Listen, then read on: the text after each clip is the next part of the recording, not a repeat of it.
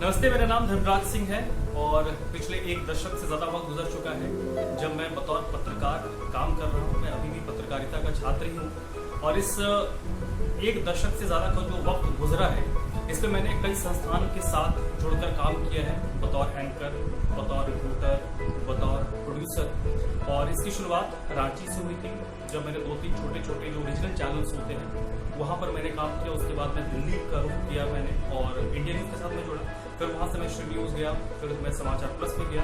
उसके बाद मैं दोबारा से इंडिया न्यूज़ वापस आया और पिछले 2 साल से मेरा जो रुख है वो डिजिटल मीडिया की तरफ है, क्योंकि ये वक्त डिजिटल हो रहा है, डिजिटल मीडिया के प्रति लोगों का रुझान बढ़ रहा है। तो मैं पिछले 2 साल से समाचार फर्स्ट एक संस्थान है और मैं उसके साथ बतौर एडिटर जुड़ा हुआ हूँ। मैं काम कर रहा हूँ और जिस एरिया को हम फोकस करते हैं वहाँ पर समाचार फर्स्ट की पहचान बहुत अच्छी हो चुकी है पिछले कुछ सालों में।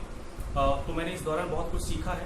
आप लोग ये जानना चाह रहे होंगे कि आखिरकार ये जो एक दशक से ज़्यादा की मेरी पत्रकारिता हुई है इसकी शुरुआत कहाँ से हुई। इसकी शुरुआत होती है 2005 से।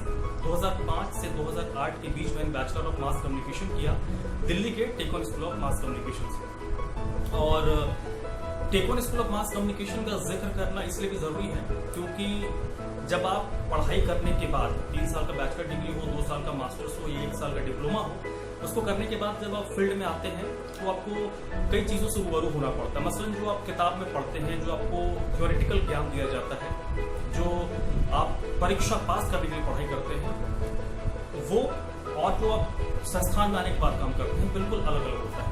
तो टेक्न स्कूल ऑफ मास कम्युनिकेशन का जिक्र मैंने यहाँ पर इसलिए किया क्योंकि टेक्न स्कूल ऑफ मास कम्युनिकेशन में थ्योरेटिकल ज्ञान के साथ साथ जो प्रैक्टिकल ज्ञान होता है वो पिछले जो 2005 से 2008 का टेन्योर था, जो मेरा 3 साल का बैचलर डिग्री का, उसमें वो बहुत अच्छी तरीके से बताया गया।